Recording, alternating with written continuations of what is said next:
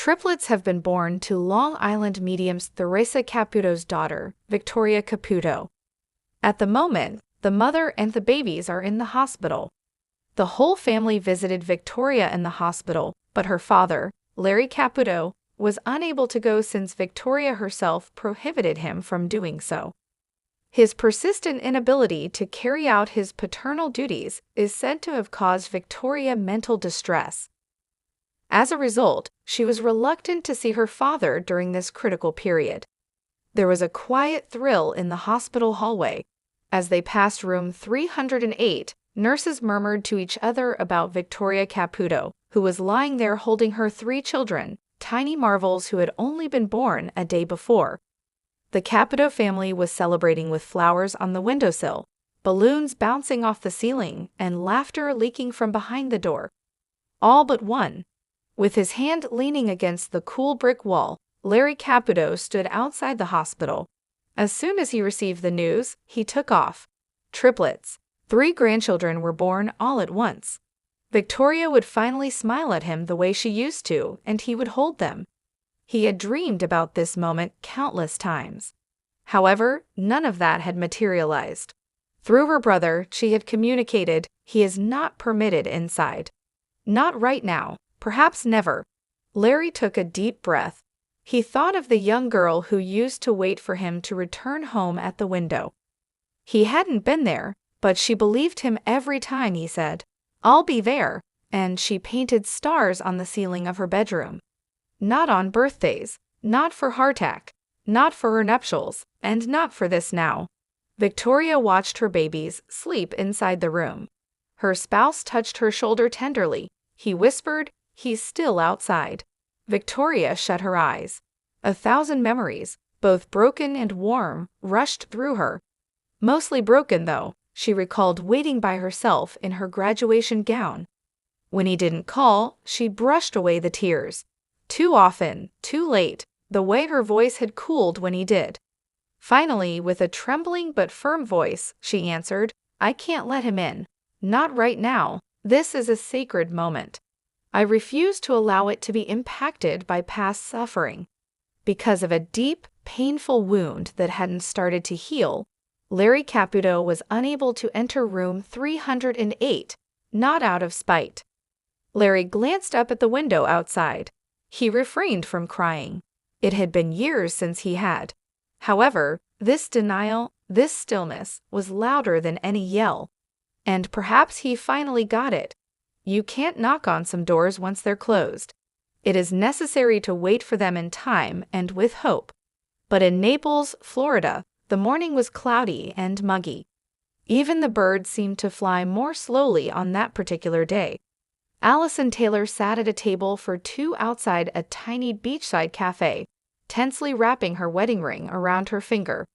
Even though she was just 37, her eyes had the age of someone who had experienced heartbreak. Only 6 months prior, her husband, Michael, had died in a terrible vehicle accident that still plagued her every day. She had no specific reason for visiting this cafe. She used to go there on Sunday mornings with Michael. It was her method of being near him, whether it was the water, the salty air, or the mellow hum of jazz music coming from the speakers. Allison was unaware that the Cosmos had a remarkable event planned for today. She was sipping her lukewarm coffee when she noticed a disturbance close to the entrance. People turned. Suddenly, phones were raised. A recognizable voice broke the commotion. "I apologize for disturbing you, but I sense a lot of energy in this region. Someone who loved someone here very much and died suddenly." A beat skipped Allison's heart. Slowly, she turned to find the Long Island medium, Theresa Caputo, standing close to the door, her gaze sweeping the tables in her trademark high heels and sky-high blonde hair. As usual, Spirit couldn't be booked, but Theresa had been in town for a private occasion. Theresa went on, "I apologize, but I must say this," as she approached Allison. "Have you lost a loved one in an accident? A man is showing me a silver wedding band and an automobile." Allison's eyes began to well up with tears at once. Unable to say, she nodded.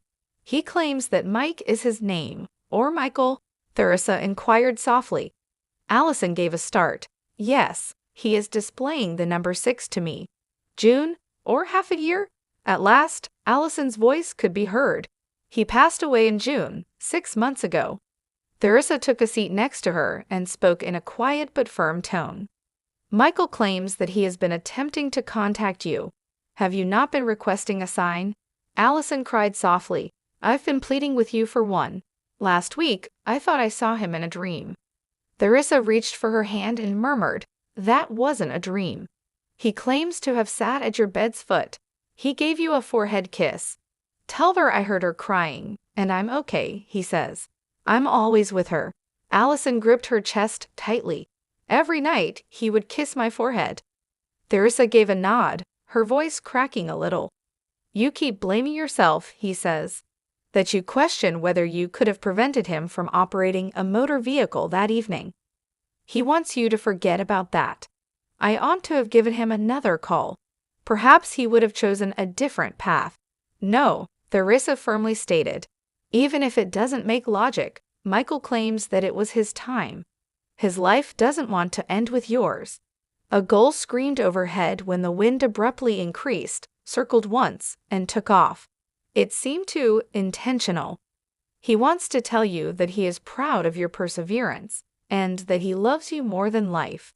Even if it is painful, something lifted off Allison's chest for the first time in months. The burden of anguish, shame, and silence eased just enough to allow for the unfettered flow of breath. Just as gently as she had arrived, Theresa before getting up to go. Allison gazed up at the sky as she vanished along the beach path. One ray of sunlight was shining through the parting clouds. For the first time in a long time, she smiled. If only for a second, Michael had managed to return to her, and that was all. But East Meadow, Long Island, had a calm spring morning. Amidst her morning coffee, Theresa Caputo, the renowned medium renowned for her boisterous demeanor and large heart, sensed an unexpected coolness in the air. She usually had little trouble detecting spirits, but this time, it had a softer texture, like a whisper on the wind, almost. Puzzled, she blinked and reached for her notebook. Her phone buzzed abruptly. Her aide had left the following message. We received an odd request, Theresa. A young couple reports that their newborn is acting strangely. Laughing at nothing, pointing to empty corners, and crying at random times. They are curious as to whether it is spiritual in nature. Are you in? Theresa acted without hesitation. Definitely. Theresa reached the suburban house of the Myers an hour later. With apprehensive smiles, Jenna and Michael welcomed her and presented her to their infant daughter, Lily, who was only 6 months old. Theresa had never seen blue eyes as large as Lily's. It was the energy, though, not just the eyes. The hair on Theresa's arms rose up the moment she walked inside the nursery. Your daughter is very spiritually sensitive, she remarked softly, not wanting to frighten you. There is a lot of energy in this space. The pair looked at each other. We reasoned that perhaps someone was attempting to contact her. Theresa shut her eyes and concentrated. The space was filled with a cozy, guarded presence. Not dangerous, she came up with a name. Ruth. Jenna took a sharp breath. My grandmother's name was that. She died 2 years ago, right before we learned out I was expecting.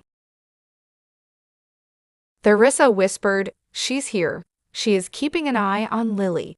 Guiding her, not haunting her. We refer to Lily as a thin veil baby. Some spirits are still near the spirit world when they enter the world. Most adults are unable to see or feel what they can. Lily grasped for a corner of the room and burst out laughing. Grinning, Theresa turned to face the room. She spots Ruth. She is being played with and tickled by your grandmother's soul. It's not fear but love. Jenna's eyes filled with tears. I felt both reassured and terrified. At night, I occasionally catch a whiff of her scent. Theresa gave a nod. That's her. Allow it to calm you rather than frighten you. She extended her arm to touch Lily's small hand. She will have a gift. Maybe as she grows up, she'll be as powerful as I am. Keep her safe. Allow her to develop fearlessly. Her spirit came here in search of something lovely. Theresa took a final glance back as she walked out of the house. With her gaze fixed on the vacant space where no one was standing, Lily was waving. Theresa, however, knew someone did. The whispers coming from the crib were no longer odd after that day. Softly communicating from the other side, they were just love. But the aroma of vanilla cupcakes and spring blossoms filled the air on a cool Sunday afternoon on Long Island. As family and friends came to celebrate the impending arrival of Emily and Jake's first child, pastel tables were adorned with pink and blue decorations. Glasses clinked, laughter resounded, and little booties hung from threads like hopeful ornaments. However, there was nothing like this baby shower. Theresa Caputo, the Long Island medium herself, stood in the middle of the room, her aura seeming to hum with spiritual energy, her hair teased high with cosmic confidence, and her trademark leopard print heels. Theresa had received an unexpected invitation from Emily's mother, Carla. She dabbed her eyes and muttered, "I just thought, maybe someone special might want to come through today." Emily's grandma, Carla's mother, passed away 2 years prior. They had been unable to be separated. Theresa closed her eyes and put a palm to her heart as she sat down in the improvised circle of folding chairs. She started, "I'm seeing a woman holding a yellow rattle, but I'm not sure who needs to hear this. Does anyone here understand what she means when she refers to someone as my sunshine and continuously pointing out sunflowers?" Carla let out a gasp. Her voice trembled as she said, "That's my mom.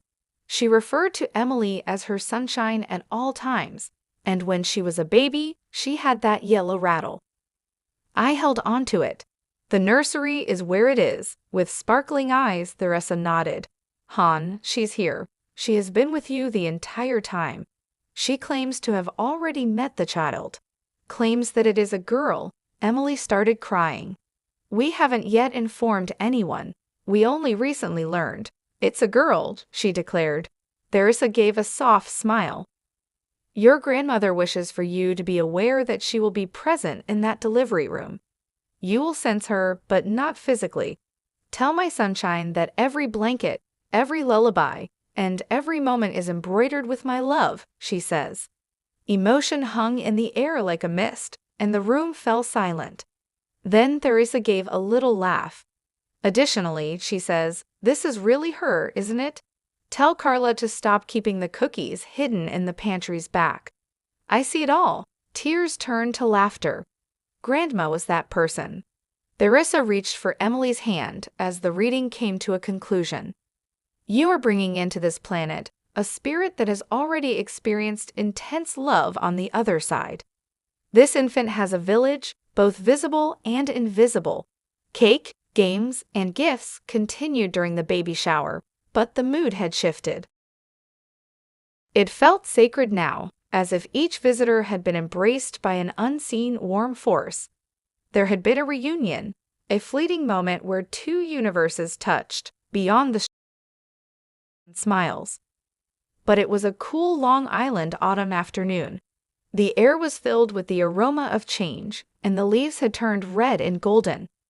Theresa Caputo restyled her signature blonde hair, straightened up her leopard print blouse, and got ready for her next reading in a warm studio filled with angel figurines, candles, and framed quotes about love and loss. A young woman named Emily entered via the open door. Her hands were shaking as she gripped a silver locket around her neck, and her eyes were weary and rimmed with black circles. She wore muted hues, was in her early 40s, and moved as if she were carrying 1,000 unsolved questions. "Hello, my love," Theresa said kindly. "Come, have a seat. Get comfortable." Emily managed a tense smile as she nodded. When she took a seat across from Theresa, she instantly cocked her head and looked away, as if she were tuning into a frequency that was just too high for humans to hear. Theresa whispered, "There's a very strong male energy coming through," as her voice took on a more sympathetic tone. "He is a young man. It seems to me that he took his own life. Emily took a sharp breath. Tears filled her eyes. That's Ryan, my fiance. He killed himself last year. Theresa gave a soft nod. He had been anticipating your conversation. He's showing me a ring. Oh my God. She still wears it, he says, pointing to it. Do you wear his ring? Emily took a delicate chain with a diamond engagement ring on it out of her jumper. She gripped it firmly. In a whisper, she said, I wear it every day. Tell her it wasn't her fault, he says, displaying a letter to me. Did he leave a note? Emily nodded and started crying. Yes, although it wasn't very long. Only a few lines. He claimed to love me and to be sorry.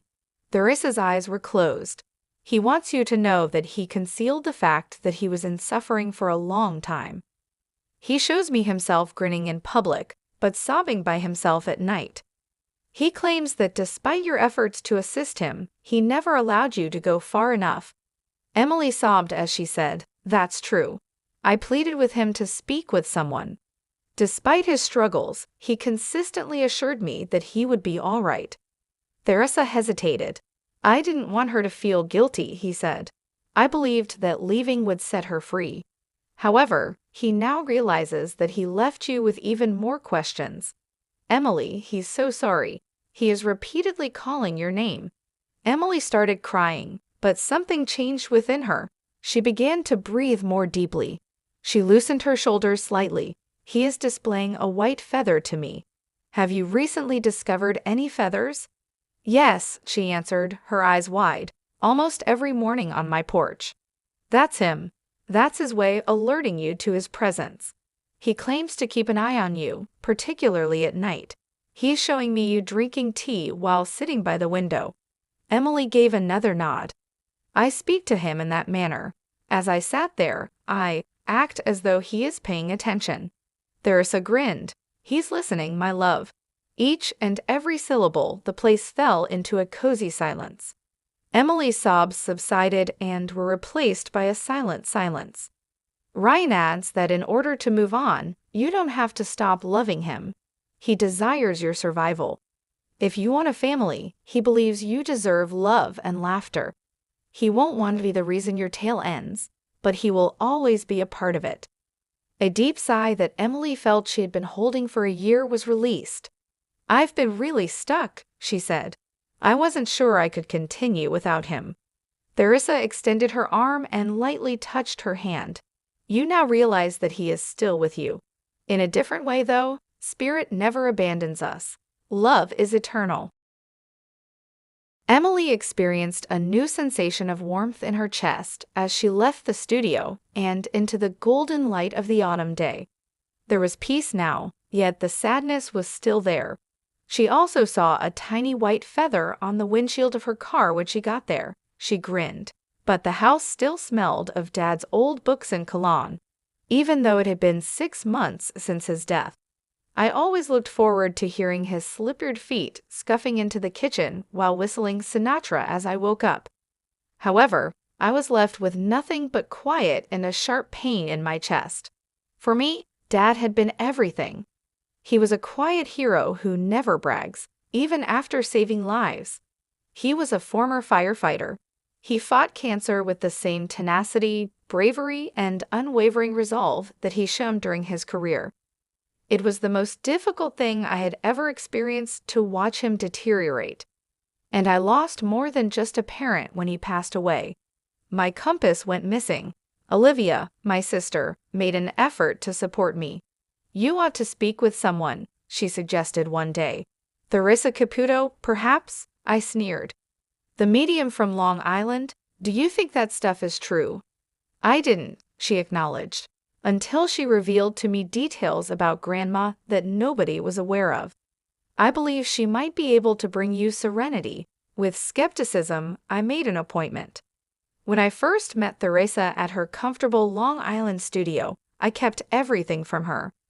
She greeted me with an oddly comfortable smile, her signature huge blonde hair, and a leopard print shirt. She said, "Sweetheart," just a few seconds after I took a seat. "This man is incredibly proud and protective. He frequently refers to you as my fighter. Have you ever been called that? Tears sprang out at once. When I was a child and afraid to go to school, my father would always call me that. "You're my little fighter," he would remark. "I see fire, a uniform, and a badge." Was your father an emergency services worker? Unable to say, I nodded. She gave a soft smile. He claims that you were present when he passed away. He sensed your hand. He wants you to know that he didn't feel scared. I burst out crying. He had been unconscious during those. I was unaware that he felt me. Theresa gave me a sympathetic glance. He claims that he wasn't characterized by the fire. You did it. Your fortitude, your ability to bounce back, and your perseverance. He claims that you have been feeling bad over something that you were powerless to stop. However, he wishes to relieve you of that burden.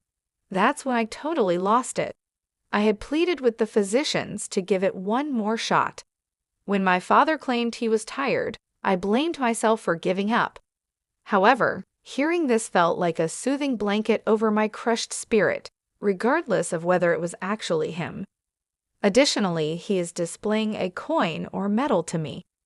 Do you have anything of his with you? He had worn the little Street Florian medal on every shift, so I took it out of my pocket. I muttered, "He gave me this the day before he was admitted to the hospital." She was moved by Theresa. "That's my protection for you," he says, "since I'm still with you and you're still battling." That day, I left her studio feeling lighter than I had in a long time. It might have been real. Perhaps it wasn't.